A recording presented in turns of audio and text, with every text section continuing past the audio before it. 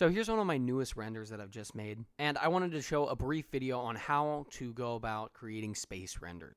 So here's what the space render looks like right now.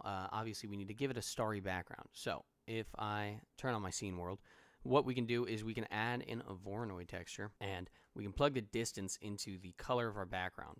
And you'll see we get these white and black dots. Now, if we add in a color ramp and we bring this black value down a little bit and bring the white value to the back, you'll see we get these little tiny stars like this. To make these look a little bit more star-like, we can up the scale of them to something like 300. And we'll get all of these stars kind of scattered across the sky. Now, I'm going to try and keep them a little bit bigger just so YouTube's compression doesn't get rid of them entirely. But that is the very basics. That is the very basics of making a starry sky. If you want a little bit more control, you can duplicate your Voronoi texture and then mix these two textures, the color ramps. And if we up this value to something like 500, then we can use a mix, and you can have an array of very small stars and very big stars. And then, of course, you can mix between the two to decide which one is more dominant and which one's less dominant. So if I drop this to 150 and get some very large stars and make them kind of not as common, we can have something like this, which looks pretty good. Now, one more thing you can also do is if you wanted some sort of nebulous gas, you can add in a noise texture and add in another mix color node. Then if we use a color ramp again, we can basically just mix between two different colors. So if I get the scale up and the detail and maybe some of the roughness, then I can bring these values closer together like this, and I'm going to just choose a color that I want, something like this, and then I can just mix this in by a very small amount. And as you can see, we get some kind of nebulous gas. Now you can also add gradient textures and stuff to make it a streak across the sky, or do whatever you really want to do.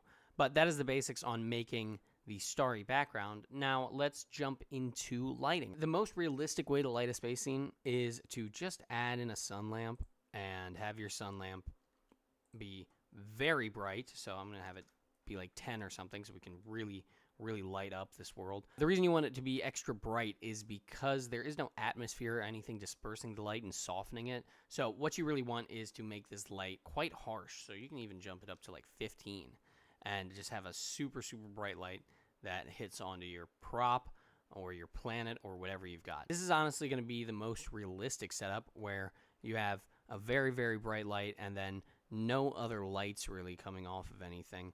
As you can see, this thing kind of just goes into pitch black darkness. That is the maximum realism you can really get. And in truth, if you want, you can also have no stars in the background. That'll also increase realism. But if you're going for an artistic look over realism, what I like to do is add in another sun lamp.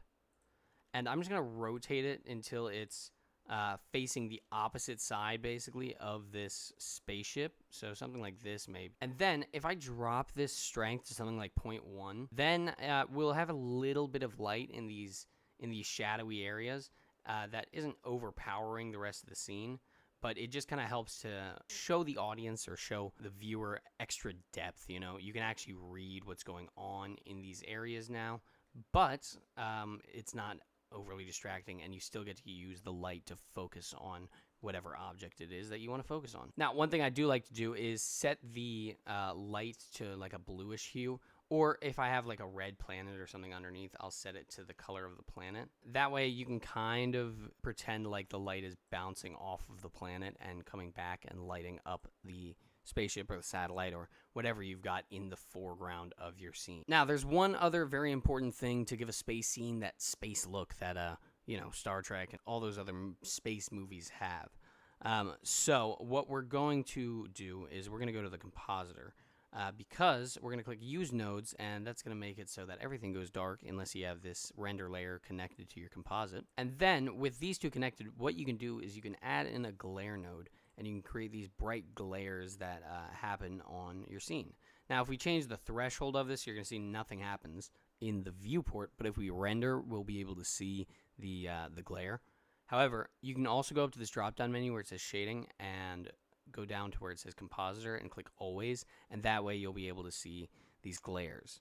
Now, this one is not my favorite for this application, so what I might do is use fog glow, and then if we drop the threshold, you'll see that this thing starts to glow a little bit more. You can see my atmosphere out here really starting to glow quite a lot. So what I might do is just drop that a little bit to get a slight glow on everything. And as you can see, that already makes a huge difference. If I mute this glare node, you can really see how it makes things look a lot better. So I can turn up the threshold there. And then something else I like to do is duplicate the glare node and change it to bloom. Bloom really, really makes things bright. And if we turn up the threshold a lot, then we can have this thing bloom out, and you'll get a lot of glow on the any sort of bright object, which really helps. Now I'm going to lower the size of this bloom just so it only reaches out a little bit. But overall, that's really going to help make this look like a space render. So then from there, it pretty much just comes down to, tweaking and making sure that all your backgrounds and everything look good. Maybe I'll lower the stars to something like 0.5 so that they're not nearly as bright and they don't stand out in the background as much. Other things you can do, of course, is go down to the color management. I pretty much do this on every scene. You can edit the exposure and the gamma. You can also do this after the fact. So if I were to press render and render my image, I could change the gamma and the exposure later on. We can see if a viewport render will give us that same result or not. No, it won't. Now, there's one last tip, and it has to do with the camera. So what I'm going to do is I'm going to add in a new camera, and I'm going to do view, align view, and then if you choose active camera to view, it'll give your current location will be copied to the camera's location. So I'll just center this up, set up my lighting so it's, the way I like it. So, right, we've got our camera here, and the goal of this is we want to make this planet look giant. So one thing a lot of people generally do when they're working with their cameras and setting up their shot is they'll drop the focal length to something like 35 millimeters because that is kind of the standard for films, for movies, is 35 millimeters. But you'll see as we keep dropping this further and further away to a smaller millimeter count, everything looks smaller. And I don't mean like, obviously, the camera appears to be getting further away, so everything looks smaller because it's getting further away. I mean scale-wise. Like this now looks huge compared to the planet versus when we had it at 35, where this looks pretty big. So what you can do is the opposite. You can jump this up to something like 90 and have it be huge. And then what's going to happen is it's going to squish everything. It's going to make this really far away thing look way up close. So what we can do is we can squish those two things together. If you press GZZ when you're on the global transform orientations, you can move that camera back and you can just keep on pushing it back a little bit. But essentially what that's going to do is squash these two things together and really just make this one look huge in the background. Now, of course, what you also need to do is add in some depth of field and focus on your proper object. Make sure to set the f-stop and the blades and set your rotation. And also, if you want to be able to see the depth of field in the viewport, you can change it to your viewport view, and then under shading, choose depth of field, and you'll be able to see it there. So if I change this to 0.1, you'll be able to see that the background here is blurry, and we can turn it off to show you how that works there.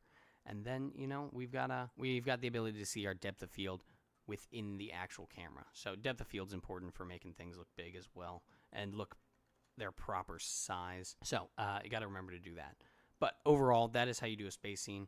Once again, if you're interested in seeing how I made the scene, you can go over to Patreon. It's the newest video on there.